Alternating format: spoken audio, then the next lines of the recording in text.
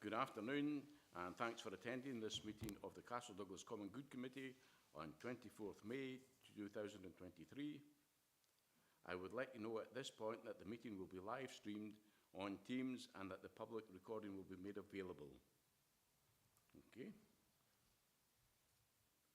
As we're all here, we don't need to go into the usual routine regarding so we move on to SEDERUNT, apologies and chair's approval. And we don't have any members on remote participation. No, Chair. All in the room. All in the room. Very good. Right. Declaration of interest or connections. I'd like to declare interest in item 4 as a chairman of the community centre, as I feel there could be some contract of interest. Thank you. Very good. Thank you, Martin. Okay. Item 4, former outdoor activity centre, CARLINGWARK community asset transfer request. Our first report today asks members to consider an application from Castle Douglas Development Forum under the Community Empowerment Scotland Act 2015 for a 25-year lease of the CARLINGWARK Outdoor Centre. Members of this committee are asked to make a recommendation to the Council's Finance, Procurement and Transformation Committee to in turn inform their decision. Sorry, Chair, just for item 3, for the minutes of the last meeting, just skipped a wee point there. Oh, apologies, Yep. everyone. Members, we've had an opportunity to look at these minutes. Are you happy that they're an accurate record? Agreed. Very good. Item 4, as previously stated, this report contains a great deal of information to help members' decision, including the Stage 2 application, the Castle Douglas Development Forum business plan, the officer assessment, the social value evaluation. There are 6 recommendations to this report, and before we move to the recommendation to agree upon, I'll ask members to first consider the more procedural recommendations in turn. I'll take you through each recommendation in turn, and Ingrid Gemmell, Ward Manager, is in attendance online to answer any questions from members, as legal attends every common good, as is Jackie Mulholland, I believe, on legal. Governance and Assurance Manager is also here to help any questions members may have about the legal aspects. Can I ask you first, members, to look at recommendation 2.2, consider the outcome of the officer assessment of the request. Firstly, any questions to Ingrid on this part at 2.2? We all happy with that? Okay. Could I ask you now to consider recommendation 2.3, note the outcome of the social value assessment as detailed in paragraph 6. Okay. Any questions on that part from members? Well, we're happy to note. We're happy to note. Okay. Thanks, members. Now moving to recommendation 2.1. Can we now consider the CAT request laid out in Stage 2 asset transfer application, Appendix 1, and the plan at Appendix 2? Are there any questions on that?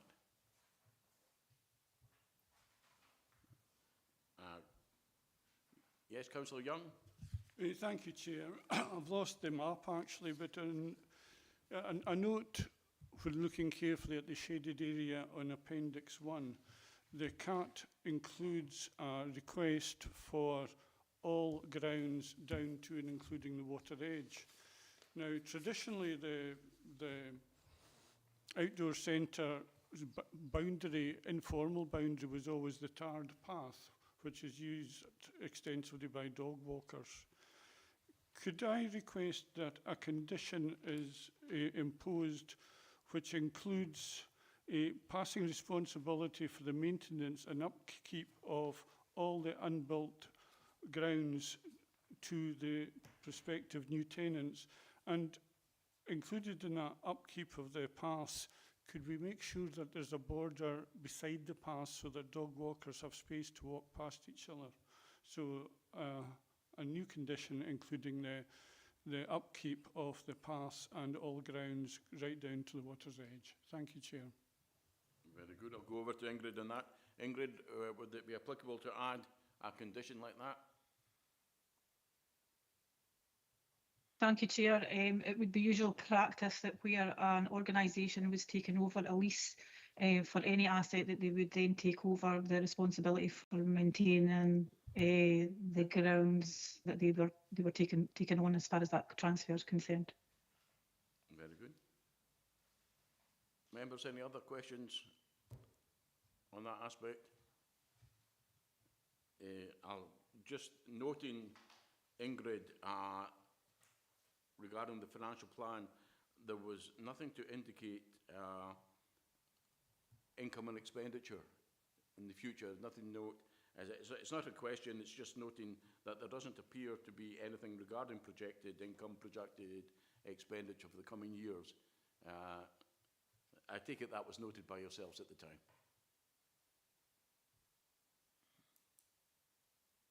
Yeah, thank you, Chair. So, in terms of funding and the project moving forward, the organisation do have a stage one. We've got through stage one of the community ownership fund, and that's for a grant of £32,000.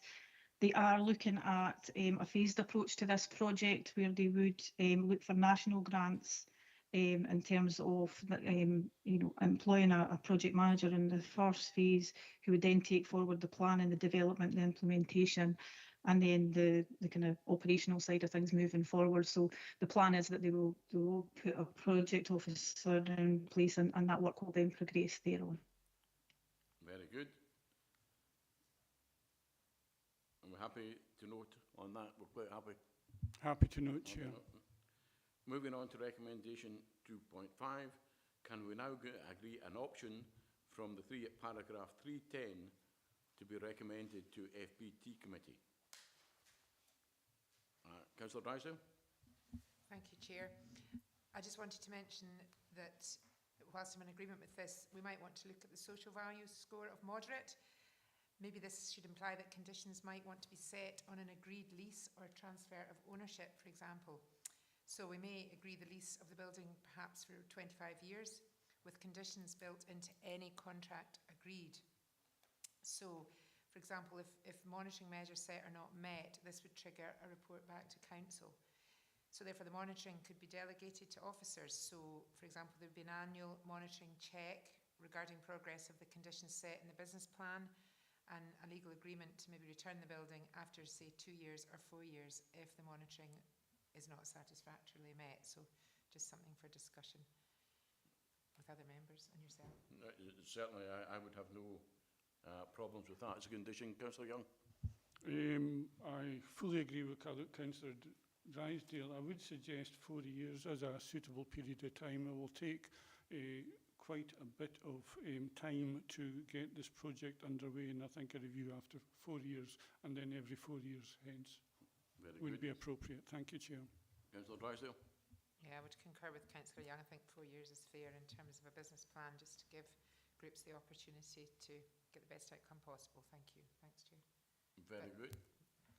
We come to the 3 options that we've been presented with. I don't intend to go through all 3. We've had the opportunity to look and review them. Councillor Young, have you a preference of the options?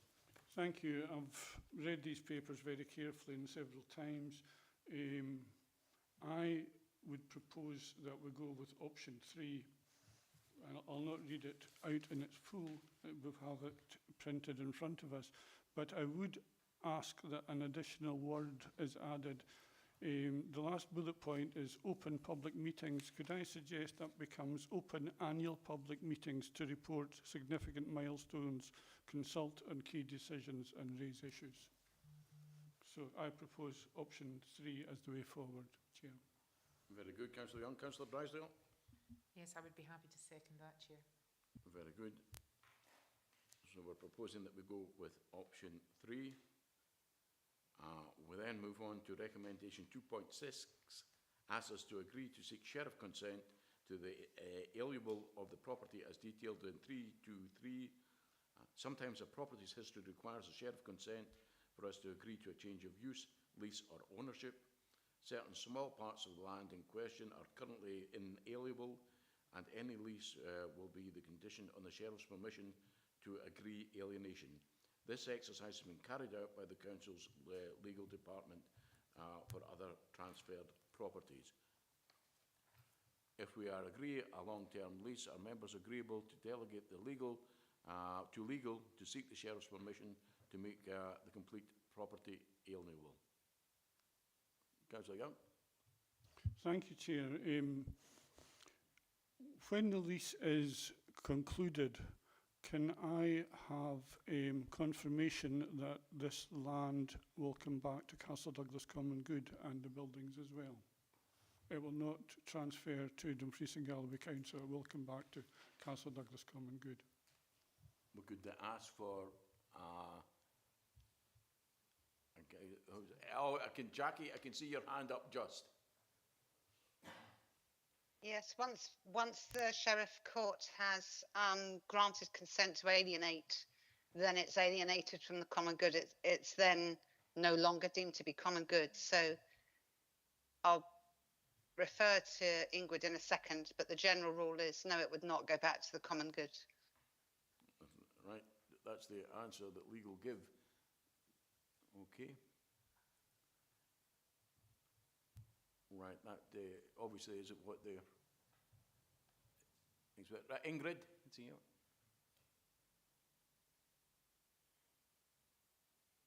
Yeah, thank you, Chair. My point was slightly different in that it was in terms of the recommendation that was being made, and that was just to double check that the 4-year monitoring review would be built into the conditions.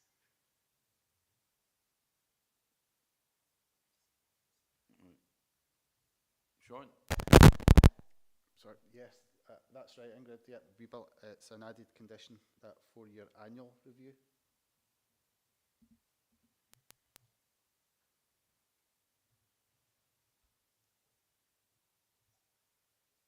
It was my understanding it was every 4 years and that there would be a public meeting annually to look at progress. Yes, Ingrid, that's part of the condition. Lovely, thank you. John, has your points been clarified? I am very uncomfortable with that situation. So, I mean, obviously I wish Castle Douglas Development Forum all the best for this project, and will do my best, as I'm sure we all will, to support them as well as we can.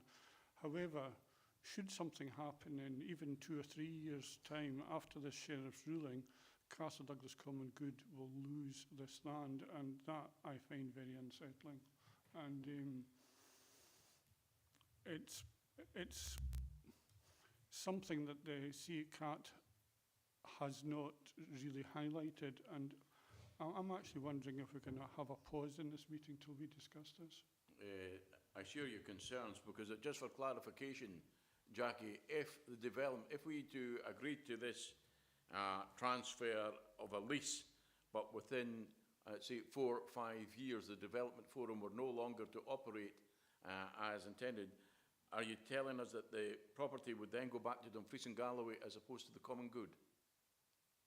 The general principle is that once the common good has been interrupted, which it would be in this situation because you'd have granted the lease, the general rule is that it can't be returned to the common good because you can't create new common good. However, if we do enter into a lease and the council is keen to make sure that the property returns to the common good, we could do it in a way, and I'll have to explore this if this is an issue, but we could do it in a way where the purpose of the lease is for the maintenance of the common good asset. It's to ensure that it continues as a common good, under a common good function.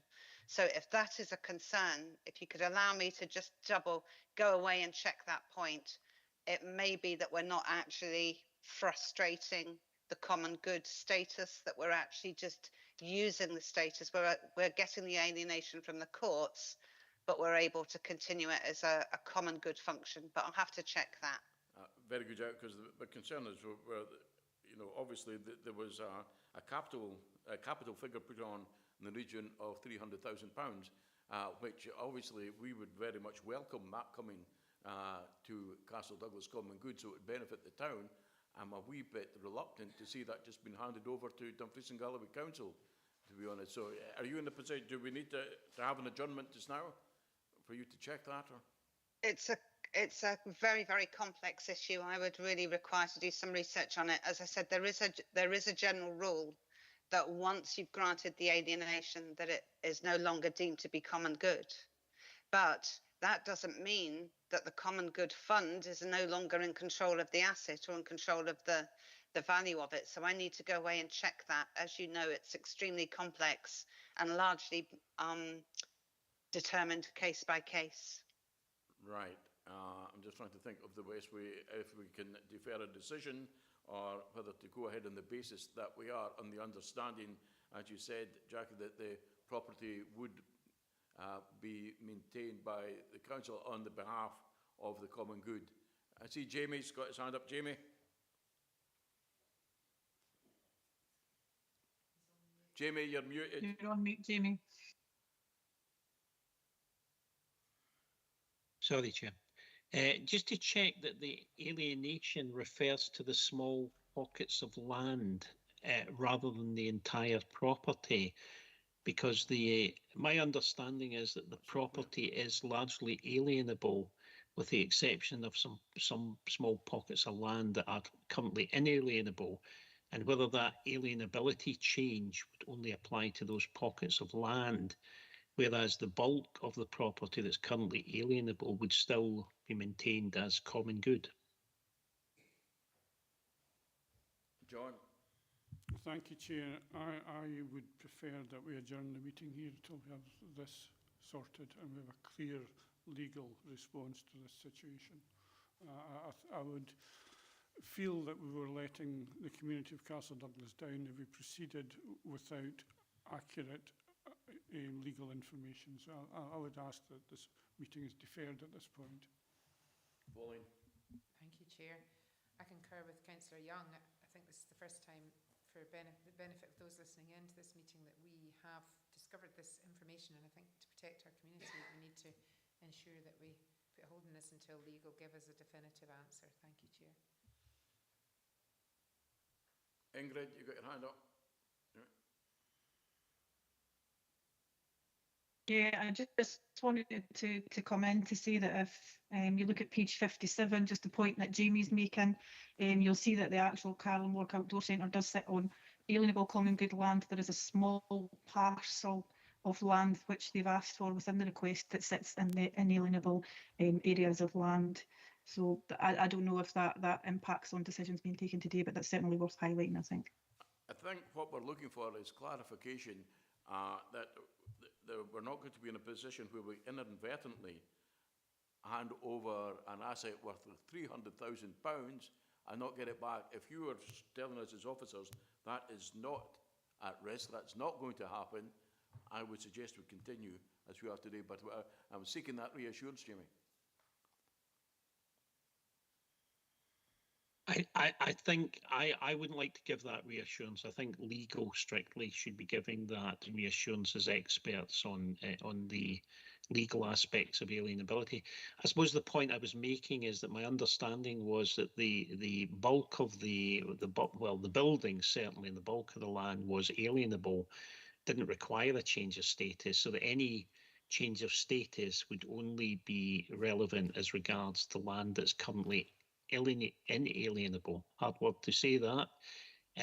Therefore, the question wouldn't be around, for me, again, I'm not the legal expert here, but wouldn't be around whether the CARLINGWARK Centre would be not common good. I think it would continue to be common good.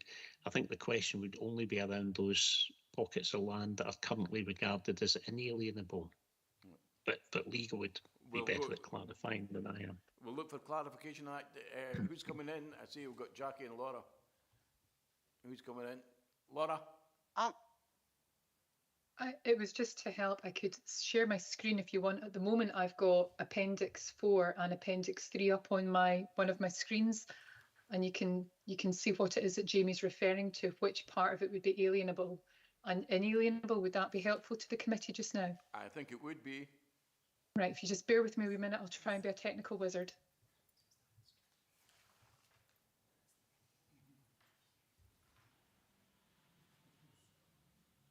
if they tell us, if legal say they're happy with it. So purely for the purposes of providing you with more information, the plan over here on the left-hand side shows what Jamie was talking about. This area here is common good, and it is this is inalienable common good. On the right-hand side, my understanding is this area that has got shading on it is the area that the lease is going to be covering. So if you compare the two, there is a portion of it which will be part of inalienable, Jamie's absolutely right, it is difficult, inalienable land. The bulk of it, including the buildings, would appear to be within common good. The distinction being that the common good land, if it is alienable, would not require an application to the sheriff. But if the lease was to cover this portion here, roughly, looking at it, which is inalienable, then that would need to go to the sheriff. And the question that you asked about, does that then mean that it takes out the common good? It would apply to that section of the land. Hopefully that's helpful to you. Does that section include the buildings? No, it does not. My understanding is Right. that the buildings, if you can see it here, this is the buildings here. Yeah. Now, Jamie, keep me right here. That's the buildings here. And this section here is land. And it's this section here of land that is inalienable. The actual buildings themselves are alienable and would not require going to the sheriff court and wouldn't change the status. It would be a lease out of common good land. Very good. That gives comfort to myself, anyway. But there is still the question, and just to be quite clear, if you are concerned about inalienable land, that would still remain over this section here, and that we would still need to go away and have a look into that and see whether or not applying to the sheriff would then take it out of the common good entirely. I think we may need a discussion, may need to adjourn for 10 minutes to have a discussion with ourselves to see how we want to progress this. If you other two are agreeable, can we have an adjournment, please?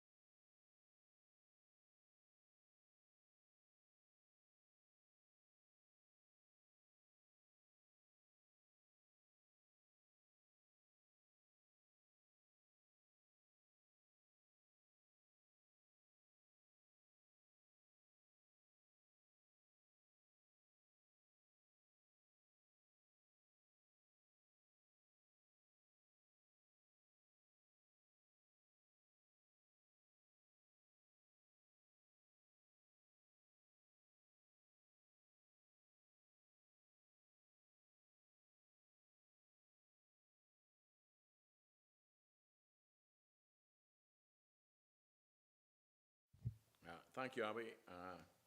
And thank you, members. Just as I say, we've managed to resolve the issue by looking at sticking in an extra condition which will state that all common good property will revert to the common good should there be a default on the lease at any future date. Are members happy with that? Happy to agree. Happy to second, Chair. Very good, thank you. So going back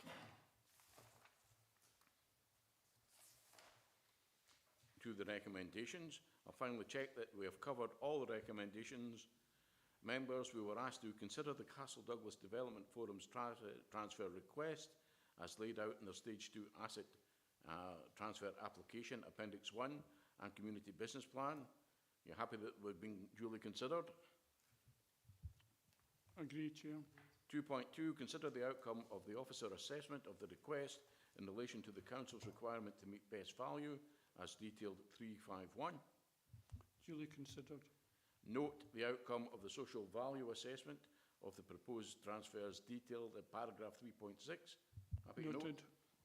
Note. 2.4, note the advice from Legal Services Department that as a result of the common good status of property, an application is made to the Sheriff Court to seek consent to alienation in terms of Section 75 of the Local Government Scotland Act 1973 as detailed in paragraph 3.2.3. Noted. Agree the option from those listed at 310 to the recommendation. Happy that we've done that. Could we state which option that we agreed, Chair? Yes, I believe we went for option 3.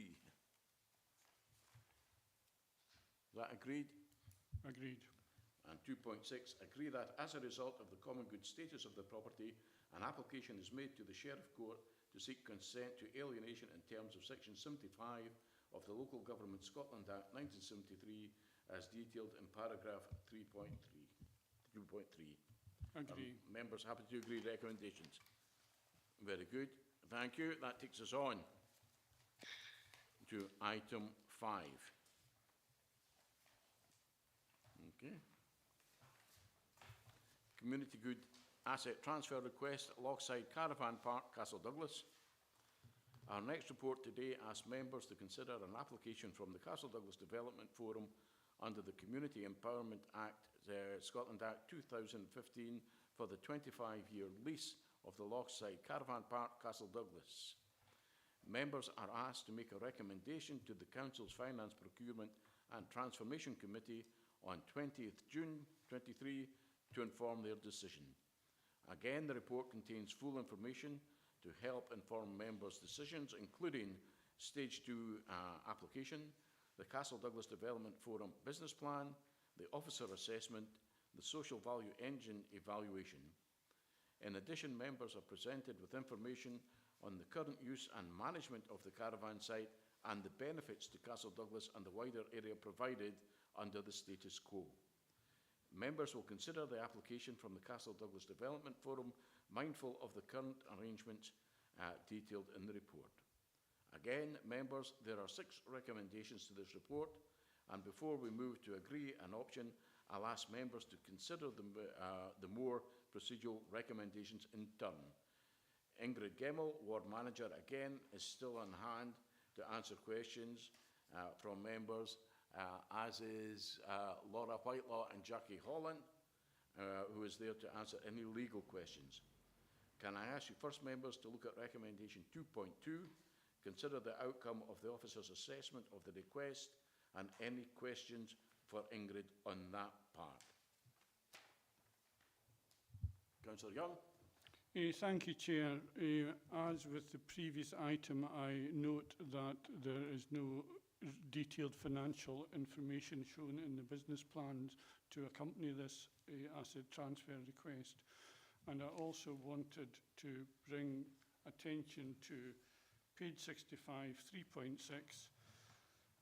The scoring process recommends not to transfer as the discount being requested is disproportionate to the benefits being proposed. Thank you, Chair. Good, that's been duly noted. Very good. Any Drysdale, Pauline? Nothing to comment, Chair. Very good.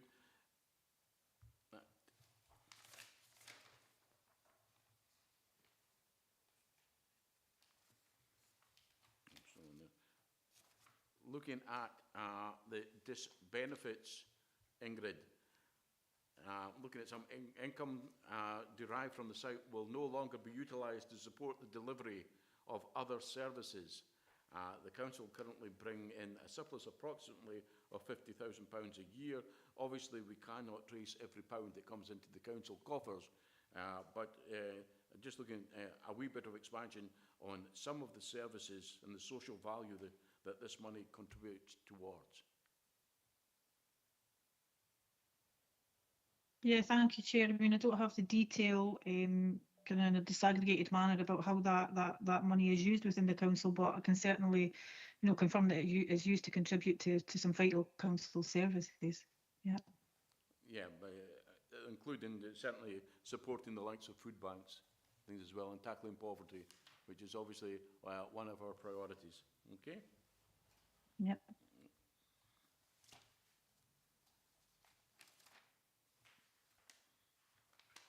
All right.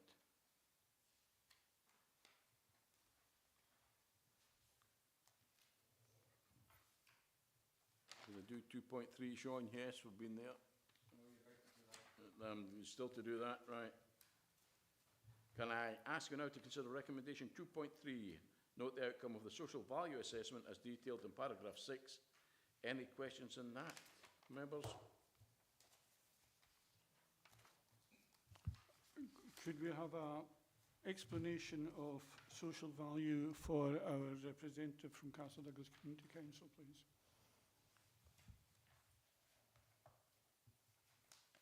Yes, through yourself, Chair. So the social value is basically a social return on investment. Oh, Jamie was on to come. Jamie, do you want to chip in? Yeah, I'm happy to come in on that if Ingrid is okay with that, Chair. Yeah, that's fine. Yep. So social value engine is a UK recognised online tool through Social Value UK, and really what it is it's a tool that uses a lot of multi-layered research, both from local authorities, academics, and through government too, really to try to put a monetary value to nebulous concepts, such as when we get community asset transfer requests to the council. Often the business plans of the local community group are around outcomes for what they're going to do to benefit the local community, sometimes around alleviating poverty, sometimes around mental health, social isolation, activities for young people, sometimes employability. And it's fine if for people that are maybe working day in, day out, or maybe supporting communities on these concepts, sometimes they can seem a bit nebulous and it's hard to put a monetary value on them. But what the social value engine does is it looks at research throughout the UK and beyond. In fact, it's actually international research that can attribute some upstream social monetary value to nebulous concepts. So, you know, what we do is we take business plans from groups, we take what they say their outcomes are going to be, we try to get numbers of beneficiaries, we put it through the social value engine, and it comes up with a figure which is around the kind of basis of for every pound invested, you know, the social return will be £5, £4, whatever it happens to be. So I hope that, it's a very brief explanation, I hope that helps a little. John, you happy with that? Thank you, Chair. Yes, I'll just mention that the social added value is from £1 up to £1.09, which is a very, very low. And I suppose consequently, I don't believe the application adequately demonstrates the necessary increase in social value. That would, to be quite honest, that would justify departure from the current arrangements regarding the caravan park. Thank you, Chair. Okay. Next, we return to recommendation 2.4. Note the advice of legal services detailed at 3.2.3. Any questions, or are we happy to note? Happy to note, Chair, with the same condition regarding if that transfer does happen with the caravan park, then the additional condition regarding return to the Common Good Committee and funds if aspects of the transfer breaks down in the future. Very good. I'm sure we can include that in our recommendations. Right, yeah, very good. Thanks, members. Moving on to recommendation 2.1. Can we now consider the CAT request as laid out in stage 2, asset transfer application, appendix 1, and the plan appendix 2. Any questions or comments on that? Are you happy to move on? Happy to move on, Chair. Very good. Now moving to recommendation 2.5. Can we now agree an option from those at paragraph 3.10 to be recommended to the FPT committee on page 62? No, I said them wrong.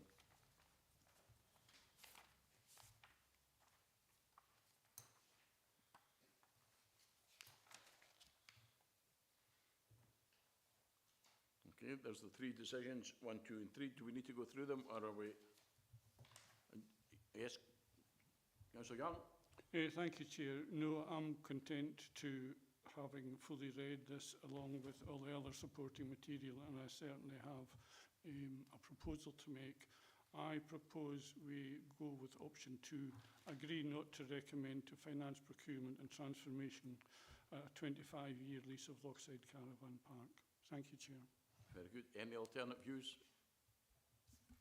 No, Chair, thank you. I have a similar view to Councillor Young, but I note in option 2, reasons need to be made clear and confirming with section 82 of the Act. So could I just check with governance? As a committee, I think we need to look at the reasons. Is that correct? So it could be the low social value, or the fact that in 3.10 that it possibly doesn't contribute to any purposes of economic development or regeneration for persons resident or present in that area. But Chair, I don't know if you were going to go through that, or is it up to myself? I think you can contribute if you wish, or if we're going for this, quite happy for you to go ahead. I've got some views on it. Firstly, the facility wasn't declared surplus. The council has spent over £200,000 in upgrading the facilities. It's popular, it's well run, it has a rating of 4.5 out of 5 on Google ratings. It generates an income for the council which contributes towards the running of services such as health and social care, as well as supporting projects such as food banks and the likes. And as Councillor Young said, there is no apparent benefits of changing the management as it stands. I don't think it would bring any additional social value from the site, and I think my understanding is that's the basis on which we proceed.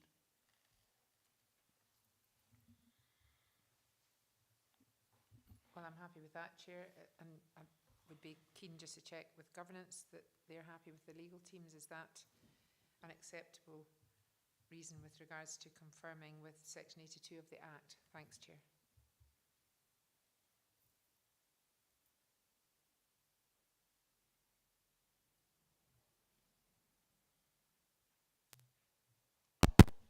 Can we maybe invite Jackie or Laura in to just confirm that, please? Yes, I can confirm that. Thank you. Okay. I'll just seek advice again from Jamie. Do we move on to 2.6, to agree to seek sheriff consent, the alienation? Is that applicable now if what we are recommending is that the council maintains the site? Do we still need to go down 2.6? Jamie? Yeah, I suppose, Chair, you're giving a recommendation to Finance Procurement Transformation Committee, who are responsible for making the decision. So your advice to them, on the premise that Finance Procurement Transformation make a decision that may or may not be in line with the decision made by Common Good, I suppose you would be wise to insert that sort of clause as your view, given that the decision ultimately may not be what the common good has decided, if you see what I mean. Very good. Does that Yeah, make no, sense? Jamie, I'm quite happy with that. We don't want to trip ourselves up at this stage. So recommendation 2.6 asks us to agree to seek sheriff consent to the alienation of the property as detailed in 3.2.3. Sometimes a property's history requires sheriff's consent for us to agree a change of use, lease or ownership. If we are agreeing the lease, are members agreeable to seek the sheriff's permission to make the property alienable? Obviously, we are not recommending agreement to the lease, but we will still go ahead with 3.2.3. Is that correct? Yeah. Agree with recommendation 2.6, Chair. Okay. Thanks, members. I'll now finally check that we've covered fully all the recommendations. Move to the recommendations. Members were asked to 2.1, consider the Castle Douglas Development Forum's transfer request as laid out in Stage 2, Asset Transfer Application, Appendix 1, and the Community Business Plan, Appendix 2. Considered, Julie.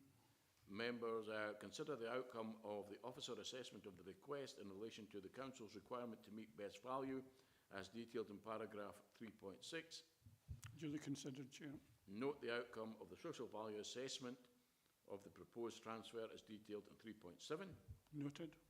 2.4, note the advice from the Legal Services Department that results in the common good status of the property. An application is made to the Sheriff Court to seek consent to alienation in terms of Section 75 of the Local Government Scotland Act 1973 as detailed in paragraph 3.2.3. Noted. Agree an option from those listed at 3.11. You agree that we have chosen an option as requested? I agree. Noted. We have chosen option 2, Chair. Option 2.